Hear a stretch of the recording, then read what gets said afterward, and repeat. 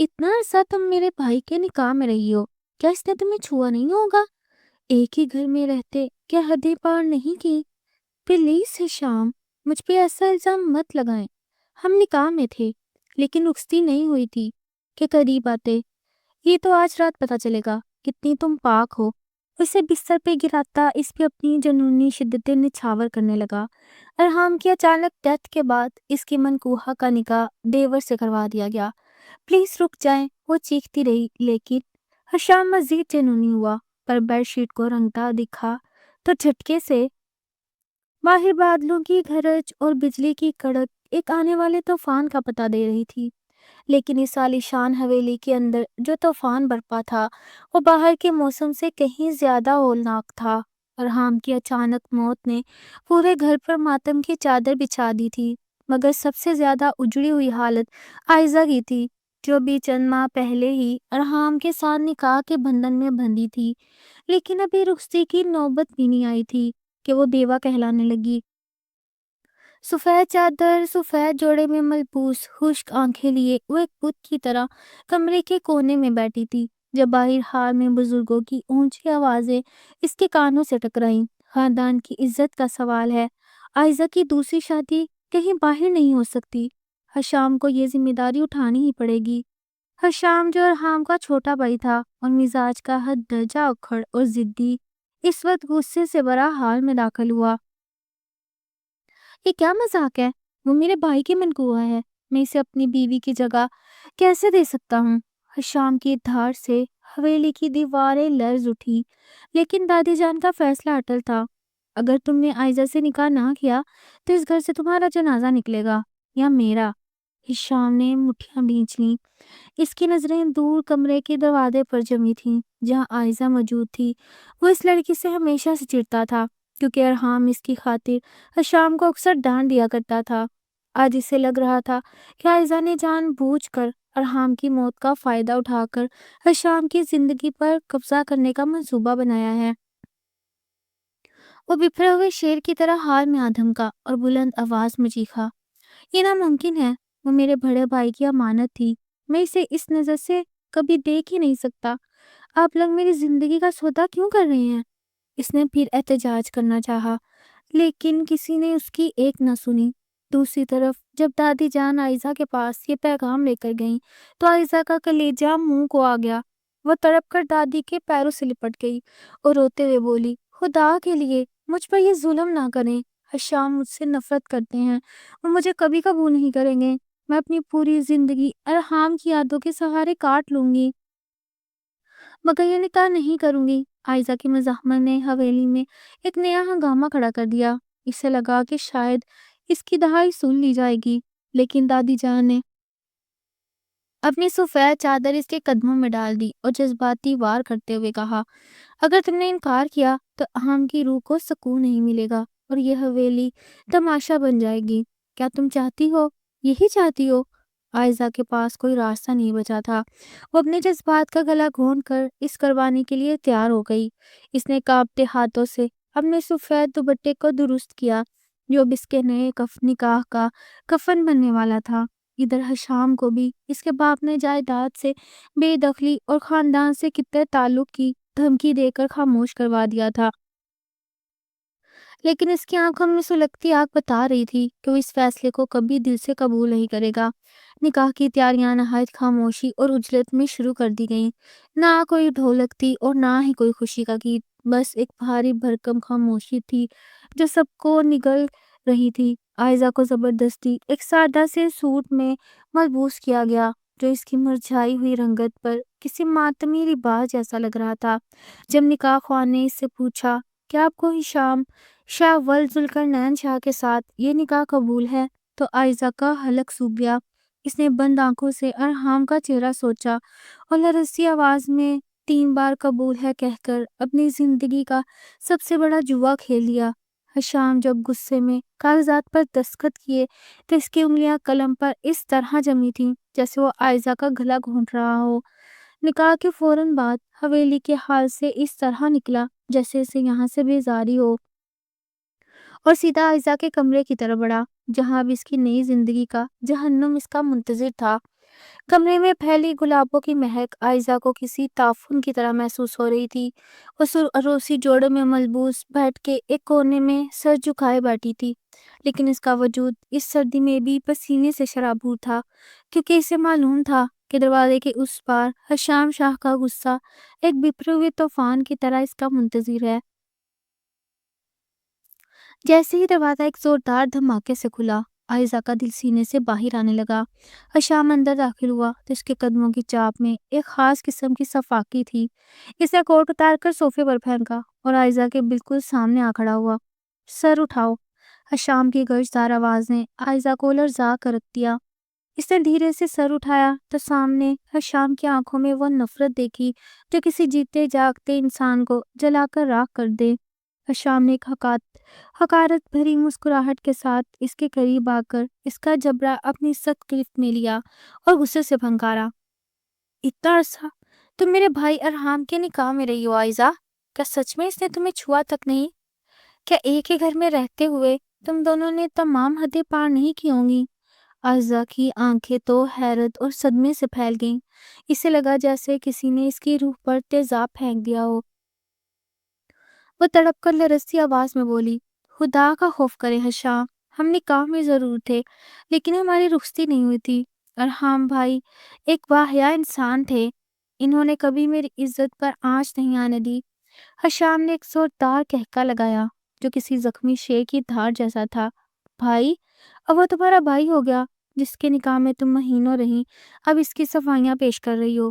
مجھے بے وقوف مت بناؤ، تم جیسی لڑکیاں مکر و فریب میں ماہر ہوتی ہیں۔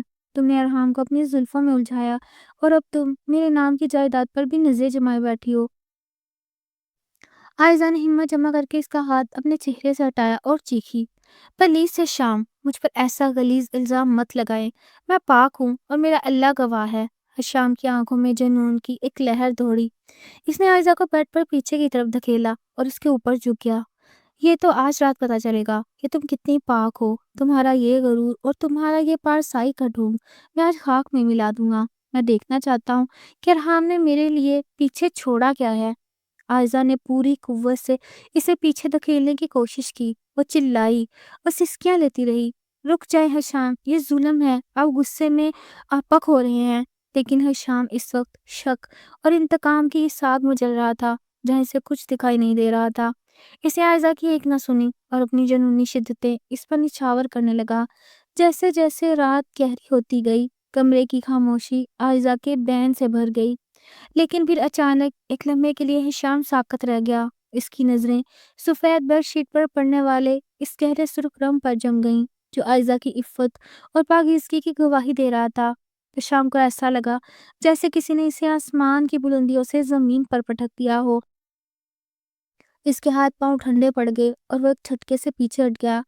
عائزہ جو تکیے میں منہ چھپائے بری طرح رو رہی تھی، اس کا پورا وجود لرز رہا تھا۔ وہ پاکیزگی جو اس نے ارحام کے لیے بچا کر رکھی تھی، آج اس کے اپنے ہی شوہر نے ایک گھناؤنے شک کی بھین چڑھا دی تھی۔ حشام کا سر چکرا رہا تھا۔ وہ شخص جو خود کو بہت بڑا منصف سمجھتا تھا، آج اپنے ہی نظروں میں گنہگار ٹھہرا تھا۔ اس نے کانپتے ہوئے ہاتھ سے عائزہ کو چھونا چاہا، لیکن عائزہ نے ایک دم پیچھے ہٹ کر ایسی نظروں سے اسے دیکھا کہ حشام کی روح تک کانپ گئی۔ مل گئی تسلی شاہ صاحب، دیکھ لیا اپنی گندی سوچ کا نتیجہ۔ عائزہ کی آواز میں وہ کار تھی جو کسی تلوار میں بھی نہ ہو۔ حشام کے پاس کہنے کو کوئی لفظ نہیں تھا۔ وہ بس بت بنا اپنی بربادی اور اس معصوم لڑکی کی توہین کا تماشا دیکھ رہا تھا۔ کمرے کی فضا ابھی تک بھوجل تھی، جیسے ہوا میں درد اور ذلت کی بو رچی بسی ہو۔ حشام شاہ جو چند لمحے پہلے تک خود کو حق بجانب سمجھ رہا تھا اور بیٹھ کے کونے پر سر پکڑے بیٹھا تھا، اس کی نظریں بار بار اس سرخ دھبے پر جا پڑتی تھی جو اس کے شک کے تابوت میں آخری کیل ثابت ہوا تھا۔ عائزہ کی سسکیاں اب ایک خاموش ماتم میں بدل چکی تھی۔ وہ بیڈ کی دوسری طرف سمٹی ہوئی تھی، اس کے بال بکھرے ہوئے تھے اور اس کا وہ سرخ جوڑا اب اسے اپنی بربادی کا کفن لگ رہا تھا۔ حشام نے گہرا سانس لیا اور ہمت جمع کر کے عائزہ کے قریب ہونا چاہا۔ عائزہ، میں نہیں جانتا تھا، ابھی اس نے اتنا ہی کہا تھا کہ عائزہ نے ایک دم سے اپنا رخ موڑا۔ اس کی آنکھیں جو کبھی معصومیت کا آئینہ تھیں، اب نفرت کی آگ سے دہک رہی تھیں۔ قریب مت آنا حشام شاہ، اب مجھ پر اپنی ہمدردی کا لیبل لگانے کی ضرورت نہیں۔ آپ نے اپنی تسلی کر لی ہے نا؟ آپ نے دیکھ لیا کہ میں پاک ہوں، لیکن کیا آپ کو اندازہ ہے کہ اس پاکیزگی کا ثبوت لینے کے لیے آپ نے میری روح کو کتنا گندا کر دیا ہے؟ عائزہ کی آواز میں وہ گونج تھی جس نے حشام کے غرور کو پاش پاش کر دیا تھا۔ حشام نے کھلاتے ہوئے کہا، تمہیں غلط فہمی ہوئی ہے، میں صرف یہ یقینی بنانا چاہتا تھا کہ… عائزہ نے تڑپ کر اسے ٹوکا، یقینی بنانا چاہتے تھے یا ارحام بھائی کی یادوں کو مٹانا چاہتے تھے؟ آپ کو جائیداد کا ڈر تھا یا اپنی مردانگی کا؟ آج آپ نے ثابت کر دیا کہ آپ ارحام بھائی کے سائے سے بھی ڈرتے ہیں۔ حشام کا پارا ایک بار پھر آئی ہوا، وہ ایک جھٹکے سے اٹھا۔ ارحام ارحام ارحام، بند کرو یہ نام لینا، میں تمہارا شوہر ہوں، اب اور شوہر کو حق ہوتا ہے کہ وہ اپنی بیوی سے سوال کرے۔ عائزہ نے ایک تلک کہکا لگایا، شوہر؟ شوہر وہ ہوتا ہے جو عزت کی چادر بن کر ڈھانپ لے، وہ نہیں جو سریعام بے آبرو کر کے اس کے پاس سائی کا سرٹیفکیٹ مانگے۔ حشام کے پاس اب کوئی جواب نہیں تھا، وہ غصے میں کمرے سے باہر نکل گیا اور حال میں پڑے ایک قیمتی گلدان کو لات مار کر چکنا چور کر دیا۔ رات کی آخری پہر جب پورا گھر سو رہا تھا، حشام لون میں تڑپ رہا تھا۔ اسے عائزہ کے وہ الفاظ نشتر کی طرح چبھ رہے تھے۔ اسے پہلی بار احساس ہوا کہ اس نے ایک معصوم لڑکی کے ساتھ وہ کر دیا جس کا ازالہ شاید پوری زندگی نہ ہو سکے۔ دوسری طرف عائزہ نے کمرے کا دروازہ اندر سے لاک کر لیا اور واش روم میں جا کر شاور کے نیچے بیٹھ گئی۔ وہ اپنے جسم کو اس طرح رگڑ رہی تھی جیسے حشام کے لمس کی کرواہٹ کو دور ڈھالنا چاہتی ہو۔ اس کی آنکھوں سے بہنے والا پانی شاور کے پانی میں مل کر اس کی قسمت کا نوحہ پڑھ رہے تھے۔ صبح کی پہلی کرن جب حویلی کی روشن دانوں سے اندر آئی تو حشام دوبارہ کمرے کے باہر کھڑا تھا۔ اس نے دستک دی لیکن اندر سے کوئی جواب نہ آیا۔ اس کا دل ڈوبنے لگا۔ عائزہ دروازہ کھولو، ناشتہ کر لو۔ کوئی جواب نہیں ملا۔ اس نے زور سے دستک دی، عائزہ میری بات سنو، میں جانتا ہوں میں نے زیادتی کی ہے۔ اندر سے عائزہ کی سپاٹ آواز آئی، شاہ صاحب ناشتہ میز پر لگوا دیں، میں اب آپ کی قیدی ہوں اور قیدیوں کو صرف زندہ رہنے کے لیے کھانا دیا جاتا ہے، عزت کے لیے نہیں۔ حشام کو ایسا لگا جیسے کسی نے اس کے منہ پر زوردار تماچا مارا ہو۔ وہ خاموشی سے مڑا اور کچن کی طرف چلا گیا جہاں وہ خود چائے بنانے لگا۔ دادی جان نے اسے کچن میں دیکھ کر حیرت سے پوچھا، حشام تم یہاں کیا کر رہے ہو؟ عائزہ کہاں ہے؟ حشام نے نظر جھکا لی، وہ اس کی طبیعت ٹھیک نہیں دادی، میں اس کے لیے چائے لے جا رہا ہوں۔ دادی کی تجربہ کار آنکھوں نے حشام کے چہرے پر لکھی پشیمانی پڑھ لی تھی۔ انہوں نے دھیرے سے اس کے کندھے پر ہاتھ رکھا، بیٹا عورت کا دل شیشے کی طرح ہوتا ہے، اگر ایک بار ٹوٹ جائے تو جڑ تو جاتا ہے لیکن مگر بال ہمیشہ باقی رہتا ہے، خیال رکھنا اس کا۔ حشام کے کچھ کہے بغیر ٹرے اٹھائی اور دوبارہ کمرے کے پاس پہنچا۔ اس نے دیکھا کہ عائزہ بالکنی میں کھڑی خالی نظر سے آسمان کو دیکھ رہی تھی۔ اس کا چہرہ زرد پڑ چکا تھا اور آنکھیں کے گرد ہلکے سیاہ حلقے اس کی رات بھر کی اذیت کی گواہی دے رہے تھے۔ حشام نے ٹرے میز پر رکھی اور اس کے قریب جا کر دھیمی آواز میں بولا، عائزہ میں جانتا ہوں معافی مانگنے سے سب ٹھیک نہیں ہوگا، پر میں تمہیں اس گھر میں وہ مقام دوں گا جو تم چاہتی ہو۔ عائزہ نے مڑ کر اسے دیکھا اور ایک تنزیہ مسکراہٹ کے ساتھ بولی، مقام؟ شاہ صاحب آپ نے تو میرا وہ مقام بھی چھین لیا جو ارحام بھائی کی بیوہ کے طور پر اس گھر میں میرا تھا۔ اب آپ مجھے کون سا نیا مقام دیں گے؟ اس دیوار کا جس سے آپ جب چاہیں اپنا سر ٹکرا سکیں۔ حشام نے اس کا ہاتھ تھامنا چاہا مگر عائزہ نے جھٹکے سے اپنا ہاتھ پیچھے کر لیا۔ پھر وہی غلطی، یاد رکھیے شام شاہ، آپ نے میرا نکاح پڑھا ہے، میرا ضمیر نہیں خریدا، اور اب اس کمرے میں آپ کو صرف میری لاش ملے گی یا میری خاموشی۔ محبت اور احترام کی امید اب اس جنم میں تو مت رکھیے گا۔ حشام وہی جم کر رہ گیا۔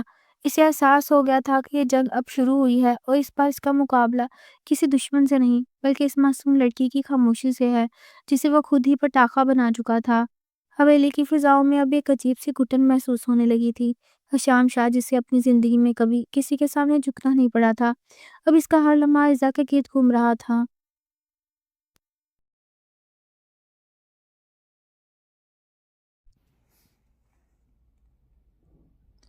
وہ جتنا اس کے قریب جانے کی کوشش کرتا، عائزہ اتنی ہی دور ہوتی چلی جاتی۔ ناشتے کی میز پر جب حشام نے عائزہ کی پسند کا آملیٹ خود بنا کر اس کے سامنے رکھا تو عائزہ نے اسے ہاتھ تک نہ لگایا۔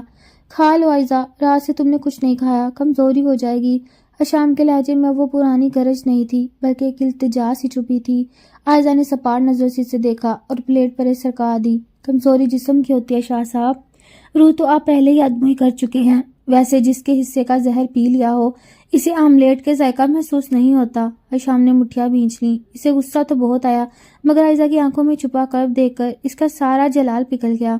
دوپہر کے وقت جب حویلی میں سناٹا تھا، حشام نے سوچا کہ عائزہ کو تھوڑا خوش کرنے کے لیے اس کے کمرے میں کچھ تحائف اور پھول رکھ دے۔ وہ چپکے سے کمرے میں داخل ہوا تو دیکھا عائزہ نماز پڑھ کر مصلی پر بیٹھی زارو قطار ہو رہی تھی۔ اس کی سسکیاں حشام کے دل پر ہتھوڑے کی طرح لگ رہی تھیں۔ یا اللہ، میں کس گناہ کی سزا کاٹ رہی ہوں؟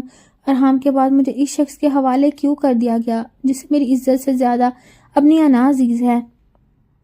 عائزہ کی یہ دعا سن کر حشام کے پاؤں تلے سے زمین نکل گئی۔ وہ وہیں دہلیز پر جم گیا۔ اسے لگا جیسے وہ دنیا کا سب سے بڑا گناہگار انسان ہے۔ شام کو حشام نے ہمت جمع کی اور عائزہ کے پاس جا کر بیٹھ گیا۔ عائزہ، میں جانتا ہوں میں نے جو کیا اس کی کوئی معافی نہیں، لیکن میں اس رشتے کو نبھانا چاہتا ہوں۔ میں تمہیں وہ خوشیاں دوں گا جس کی تم حقدار ہو۔ تم جو کہو گی میں وہ کروں گا۔ عائزہ نے ایک طنزیہ نظر اس پر ڈالی اور اپنی الماری سے ایک بیگ نکال کر بیڈ پر رکھ دیا۔ کچھ بھی کریں گے نا تو ٹھیک ہے، مجھے اس قید سے رہا کر دیں، مجھے طلاق دے دیں۔ یہ لفظ شام کے کانوں میں کسی دھماکے کی طرح گونجا۔ طلاق؟ کبھی نہیں، تم میری بیوی ہو عائزہ، میں تمہیں کہیں نہیں جانے دوں گا۔ شام کی آواز میں دوبارہ وہی پرانی سختی آ گئی۔ بیوی؟ عائزہ ہنسی، ایسی ہنسی جس میں وہ صرف درد تھا۔ آپ کو تو بس اپنی جائیداد کی وارث چاہیے تھی نا، جو آپ نے اپنی جنونی رات میں ثابت کر لی۔ اب مجھے یہاں روک کر کیا ثابت کرنا چاہتے ہیں؟ عائزہ کی بے باکی نے شام کو لاجواب کر دیا۔ اس وقت کمرے میں دادی جان داخل ہوئیں۔ ان کا چہرہ کسی پریشانی کا پتہ دے رہا تھا۔ حشام، پولیس آئی ہے، وہ کہہ رہے ہیں کہ ارحام کی موت حادثہ نہیں تھی بلکہ کسی نے اسے قتل کیا ہے۔ یہ خبر سنتے ہی عائزہ اور حشام دونوں کے ہوش اڑ گئے۔ عائزہ کے ذہن میں ایک دم وہ رات گھوم گئی جب ارحام نے اسے فون پر کہا تھا کہ وہ کسی بہت بڑے خطرے میں ہے۔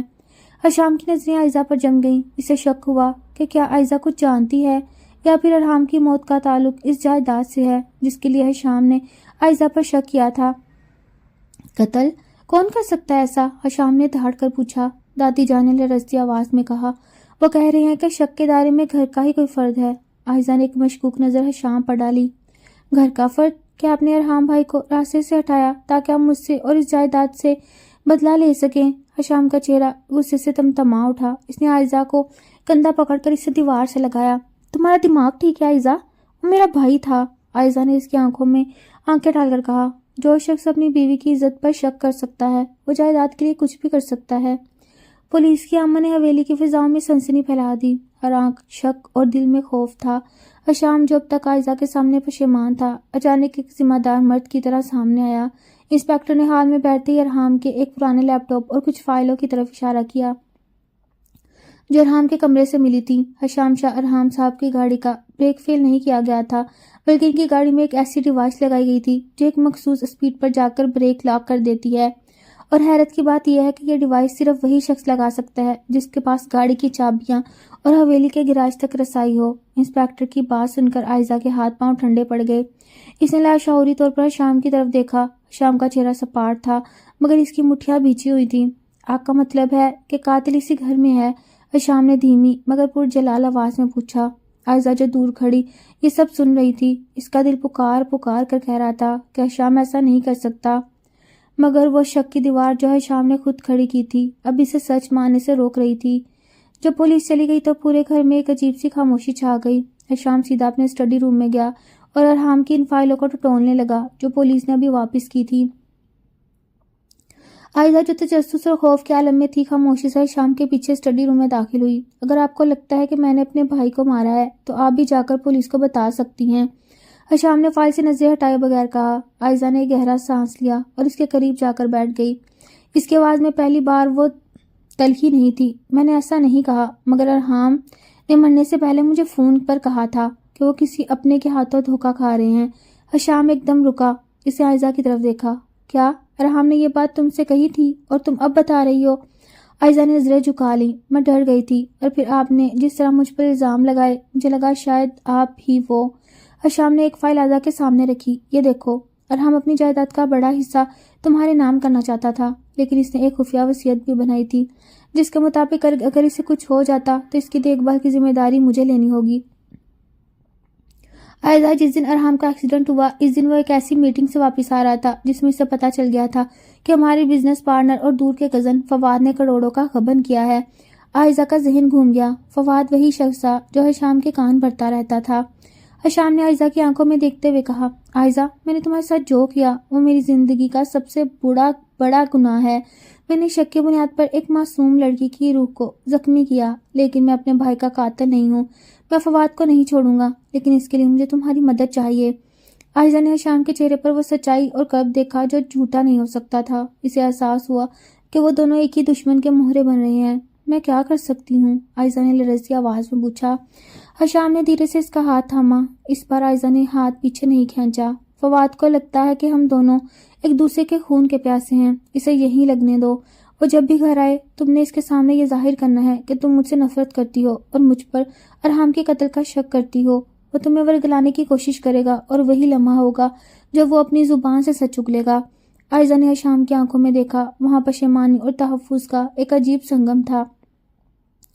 ठीक है, मैं आपका साथ दूंगी, लेकिन इसका मतलब ये नहीं कि मैंने आपको माफ कर दिया, आयजा ने वकार से कहा। हशाम के लबों पर एक उदास मुस्कुराहट आई। माफी की तवक्को मैं करता भी नहीं हूँ आयजा, बस इतना एतबार काफी है कि मैं कातिल नहीं हूँ। रात के अंधेरे में हवेली के कोने में छुपे फवाद ने जब दोनों का साथ देखा तो इसके माथे पर पसीना आ गया। इसे लगा कि इसका खेल अब उल्टा पड़ने वाला है। हवेली की फिजा अब किसी थ्रिलर फिल्म के मंजर जैसी हो चुकी थी। हिशाम और आयजा ने मिलकर जो मंसूबा बनाया था, इसका पहला इम्तिहान आज होना था। फवाद जो अरहाम का दूर का कज़न था और हिशाम का खास हमदर्द बनकर घूमता था, आज फिर हवेली आया था। वो किचन के करीब खड़ा आयजा की नकलो हरकत पर नजर रखे हुए था जब हिशाम ने जानबूझकर हाल में चीखना शुरू कर दिया। तुम्हें क्या लगता है आयजा, तुम अरहाम की तरह मुझे भी अपनी उंगलियों पर नचाओगी? इस घर में वही होगा जो हिशाम शाह चाहेगा। हशाम की आवाज़ इतनी बुलंद थी कि फवाद के चेहरे पर एक जहरीली मुस्कुराहट फैल गई। आयजा ने अपना दरबट्टा दुरुस्त किया और आंखों में मसनूई आंसू भरकर हाल से भागते हुए किचन की तरफ आई जहां फवाद पहले से मौजूद था। आयजा तुम रो रही हो? फवाद ने बहुत हमदर्दी जताते हुए पूछा। आयजा ने एकदम चौंकने का नाटक किया और रुख मोड़ लिया। आप यहाँ क्या कर रहे हैं फवाद साहब? प्लीज़ चले जाइए। अगर हशाम ने आपको मेरे पास देख लिया तो वो पता नहीं क्या गजब ढाएंगे। फवाद एकदम आगे बढ़ा और आवाज़ में धीमी में बोला, मैं सब देख रहा हूँ आयजा, हशाम तुम पर कितना जुल्म कर रहा है। सच तो यह है कि मुझे पहले ही शक था कि अरहाम के साथ जो हुआ इसमें हशाम का ही हाथ है। वो हमेशा से अरहाम की जायदाद और इसकी खुशियों से जलता था। आयजा ने दिल में हशाम की दूर अंदेशी को दाद दी। फवाद बिल्कुल वैसा ही कर रहा था जैसा हशाम ने सोचा था। आयजा ने लरज़ती आवाज़ में कहा, आपको भी ऐसा ही लगता है? मुझे तो डर लगता है अगली बार ही मेरी ना हो। वो कहता है कि इसने मुझसे निकाह सिर्फ इसलिए किया ताकि मैं ज़ुबान बंद रखूं। फवाद की आंखों में चमक आई। इसे लगा कि आयजा अब इसके शिकंजे में है। आयजा तुम अकेली नहीं हो, अगर तुम मेरा साथ दोगी तो हम हशाम को इसके अंजाम तक पहुंचा सकते हैं। मेरे पास कुछ ऐसे सबूत हैं जो साबित कर देंगे कि अरहाम की गाड़ी से छेड़छाड़ हशाम के कहने पर हुई थी। आयजा ने मासूमियत से पूछा, सबूत? कैसे सबूत? फवाद ने इधर उधर देखा और सरगोशी की। वो डिवाइस जिसका पुलिस ने जिक्र किया था, इसे खरीदने वाले शख्स का ताल्लुक हशाम के पुराने गार्ड से है। मैं वो गार्ड तुम्हारे सामने ला सकता हूँ। बस तुम हशाम के स्टडी रूम से वो वाली फाइल निकाल लो जिस पर अरहाम ने अपनी आखिरी मीटिंग के नोटिस लिखे थे। आयजा का दिल धक से रह गया। इसे समझ आ गई कि फवाद दरअसल वही फाइल ढूंढ रहा है जिसमें इसके अपने गबन फ्रॉड का कच्चा छट्टा था। ठीक है, मैं कोशिश करूंगी, आयजा ने आस्तगी से कहा। फवाद वहां से फातिहाना अंदाज में चला गया, मगर जैसे ही वो ओझल हुआ हशाम साए से निकलकर आयजा के पास आया। इसकी आंखों में आयजा की अदाकारी के लिए तहसीन थी। तुम तो कमाल की अदाकारा निकली आयजा। फवाद को लग रहा है कि मछली जाल में फंस गई, मगर इसे नहीं पता शिकारी अब खुद शिकार होने वाला है। आयजा ने गहरा सांस लिया। हशाम, वो फाइल फवाद के लिए इतनी अहम क्यों है? हशाम ने संजीदगी से जवाब दिया, क्योंकि इसमें वो बैंक अकाउंट्स नंबर हैं जहां फवाद ने कंपनी का पैसा ट्रांसफ़र किया था। अगर वो फाइल इसे मिल गई तो अरहाम के कत्ल का वाहिद मकसद भी खत्म हो जाएगा और हम इसे कभी नहीं पकड़ पाएंगे।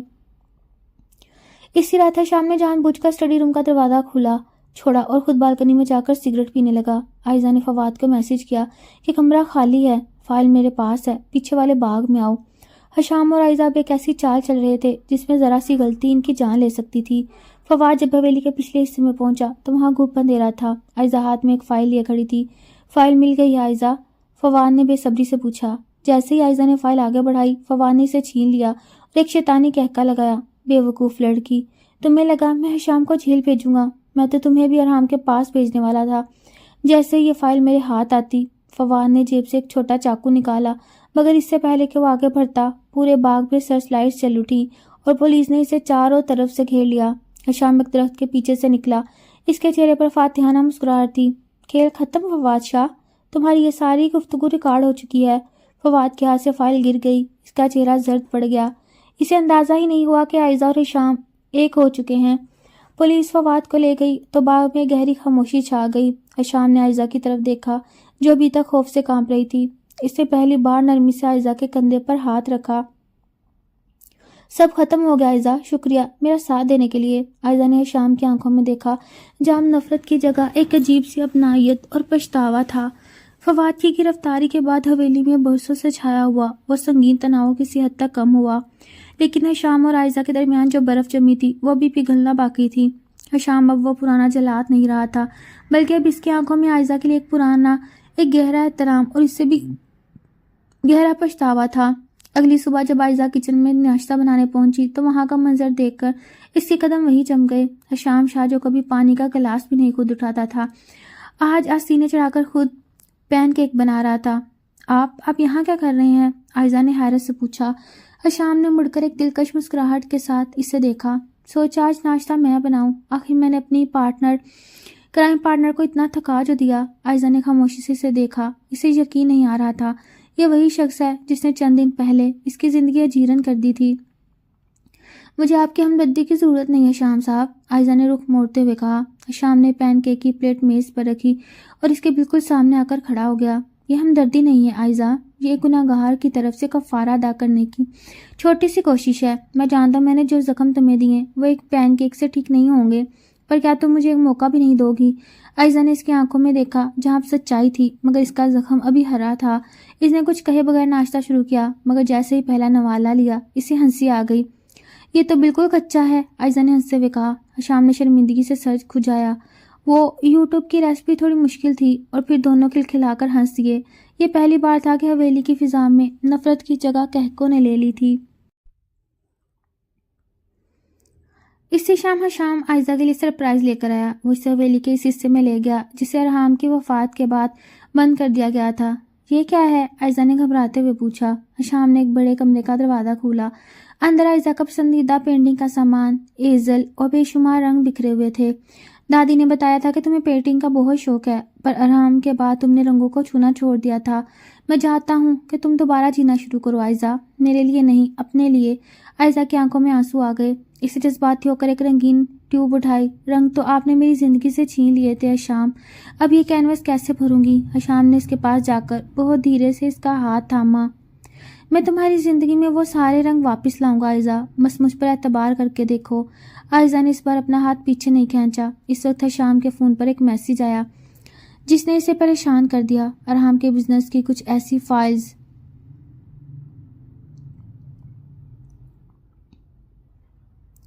سامنے آئی تھیں جو اشارہ کر رہی تھی کہ فواد اکیلا نہیں تھا بلکہ حویلی کے اندر سے کوئی اور بھی تھا جو اسے معلومات دے رہا تھا۔ ہشام نے عائزہ سے یہ بات چھپائی مگر اس کے ماتھے پر ابری لکیروں نے عائزہ کو چوکنا کر دیا۔ کیا محبت کی اس نئی شروعات میں کوئی اور دشمن ابھی باقی تھا؟ ہشام نے عائزہ کے ماتھے پر بوسہ دیا اور خاموشی سے باہر نکل گیا، جبکہ عائزہ نے پہلی بار کینوس پر ہشام کا خاکہ بنانا شروع کیا، مگر اس خاکے میں ہشام کے پیچھے ایک سیاہ سایہ بھی نظر آ رہا تھا جو کسی نئے طوفان کا پیش خیمہ تھا۔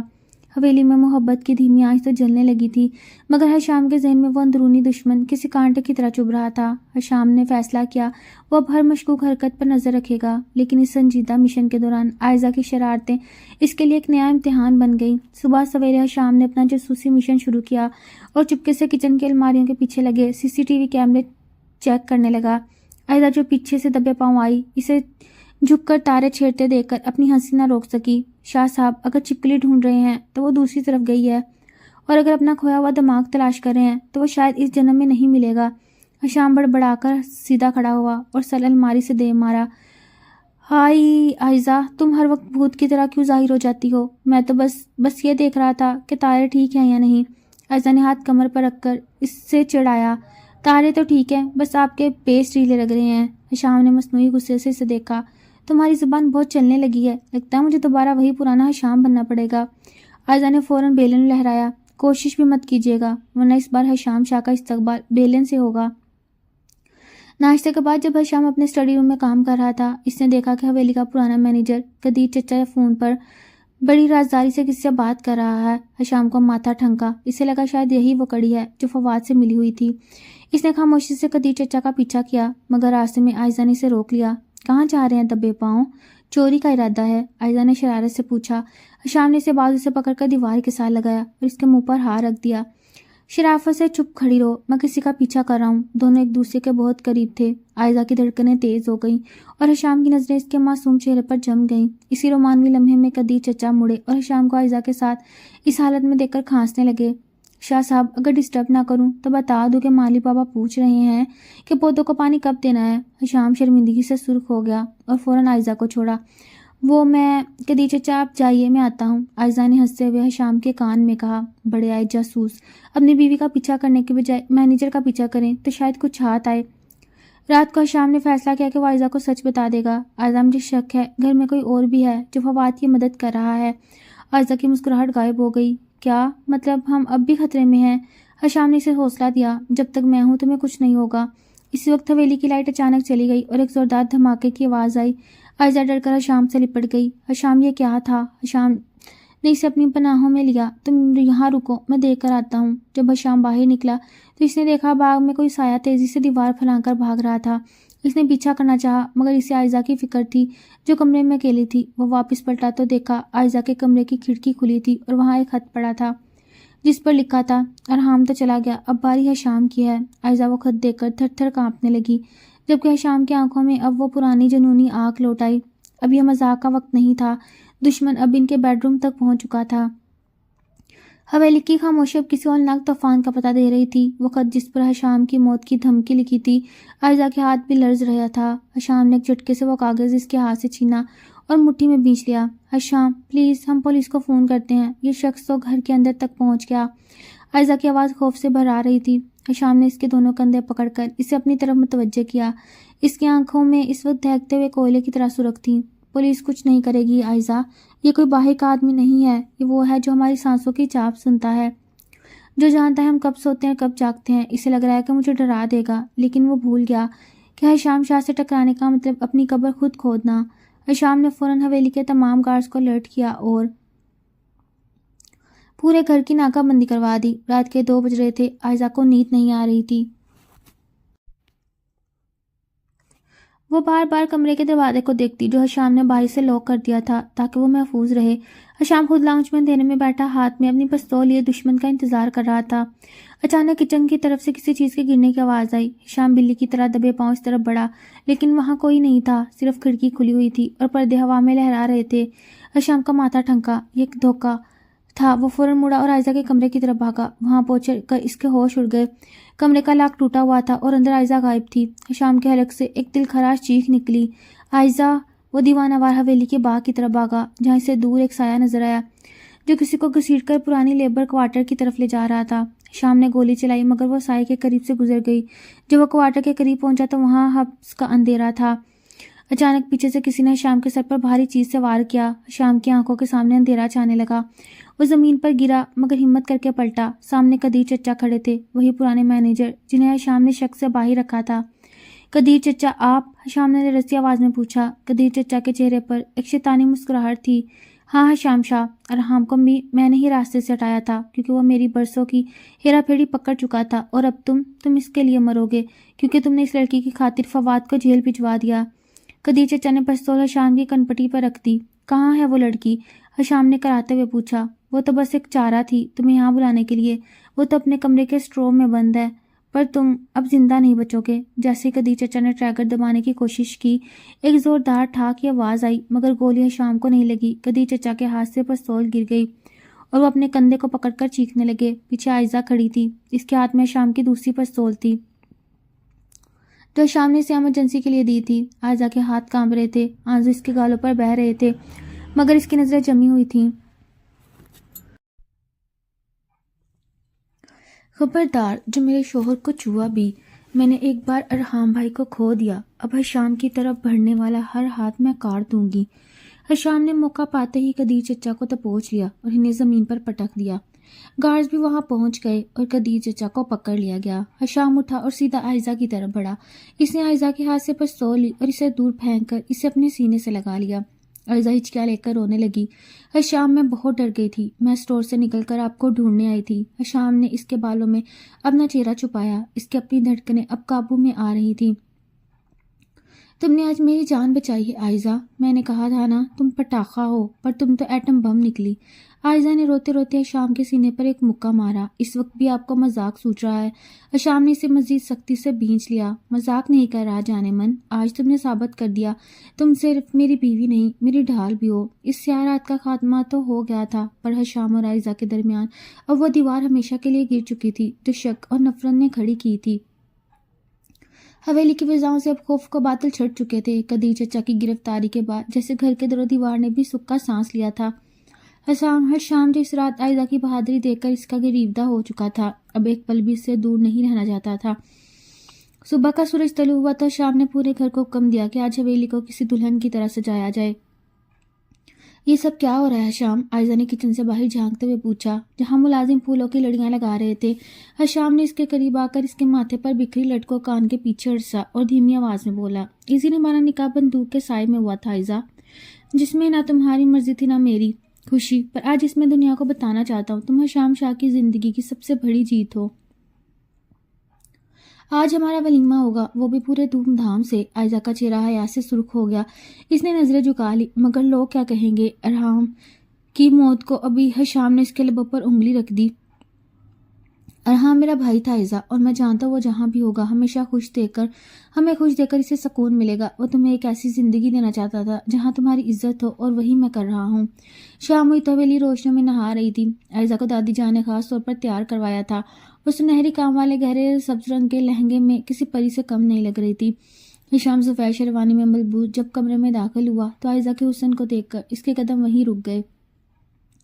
ماشاءاللہ، آج تو میرا بیٹا ایٹم بم کسی شہزادی سے کم نہیں لگ رہا، حشام نے شرارت سے کہا۔ عائزہ نے آئینہ دیکھتے ہوئے اسے چڑھایا، شہزادی تو میں بچپن سے ہی ہوں، بس آپ کی نظروں کا چشمہ تھوڑا دھندلا تھا۔ حشام نے ہنستے ہوئے اسے قیمتی ہیرے کا سیٹ پہنایا۔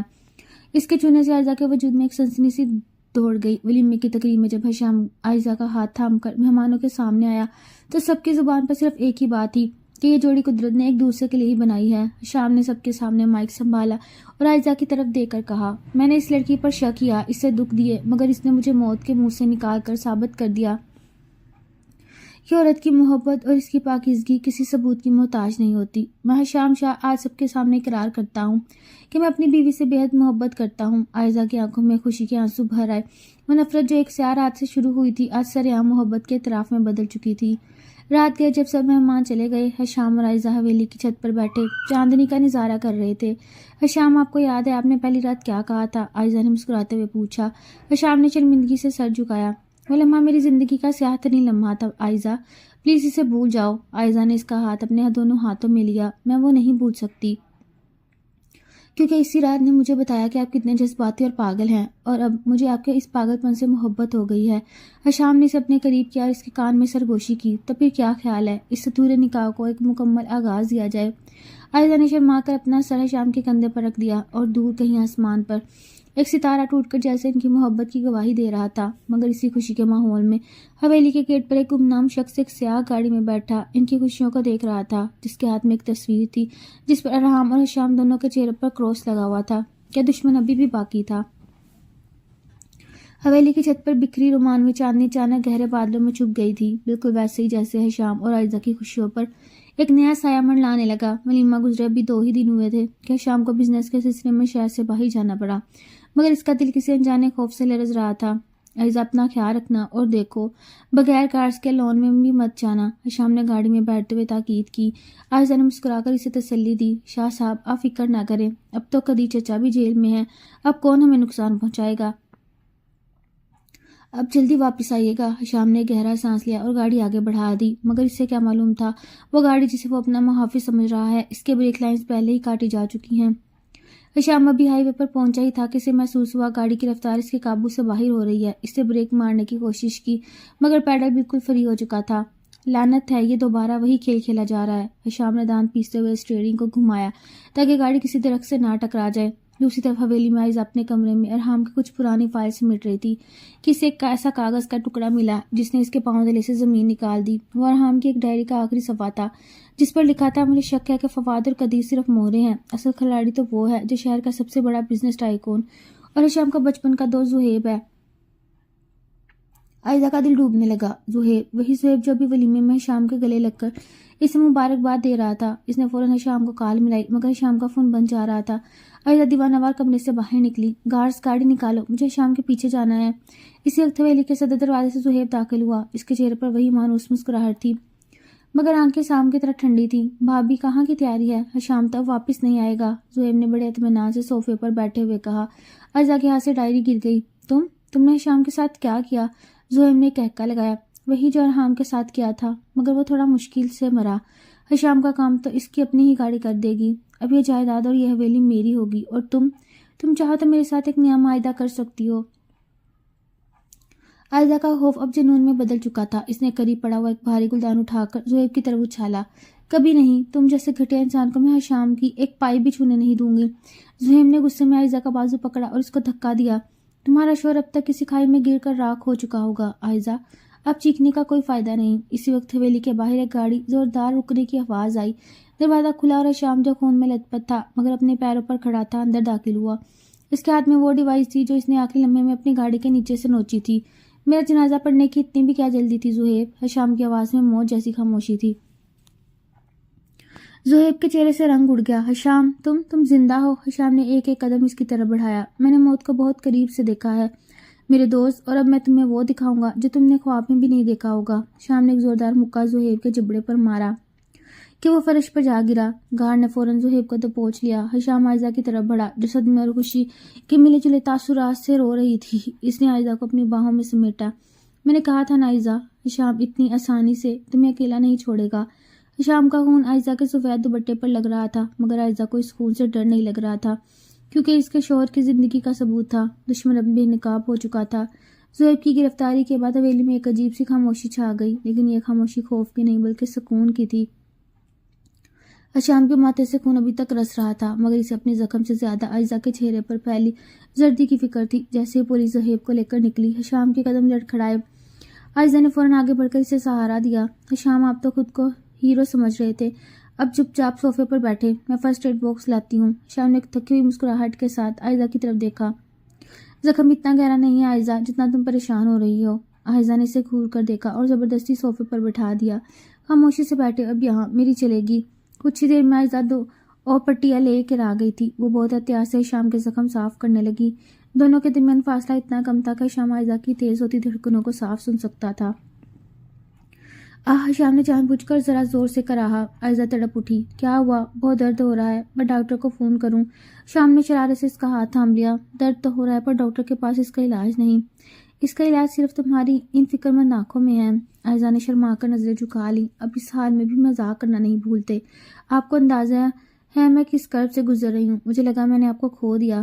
عائزہ کی آواز بھر آئی۔ ہشام نے اس کے گال پر موجود آنسو کو اپنے انگوٹھے سے صاف کیا۔ عائزہ، ارحام کے جانے کے بعد میں نے سوچا تھا کہ میں کبھی کسی سے محبت نہیں کروں گا، پر تم نے میری نفرت کو بھی محبت میں بدل دیا۔ آج اگر میں بچ کر آیا ہوں تو صرف تمہارے اس اعتبار کی وجہ سے جو تم نے مجھ پر کیا۔ اس وقت دادی جان کمرے میں داخل ہوئی۔ ان کے ہاتھ میں ارحام کی وہی ڈائری تھی جو عائزہ کو ملی تھی۔ ہشام بیٹا، ارحام نے اس ڈائری میں صرف دشمنوں کے نام نہیں لکھے بلکہ اس نے ایک جگہ یہ بھی لکھا اگر اسے کچھ ہو جائے تو وہ چاہتا ہے عائزہ کی ذمہ داری تم اٹھاؤ، کیونکہ اسے پتا تھا تم سے زیادہ عائزہ کو کوئی محفوظ نہیں رکھ سکتا۔ یہ سن کر ہشام اور عائزہ دونوں حیران رہ گئے۔ گویا ارحام کو اپنی موت کا اندازہ تھا اور وہ اپنی زندگی میں ہی یہ فیصلہ کر چکا تھا جو آج حقیقت بن چکا تھا۔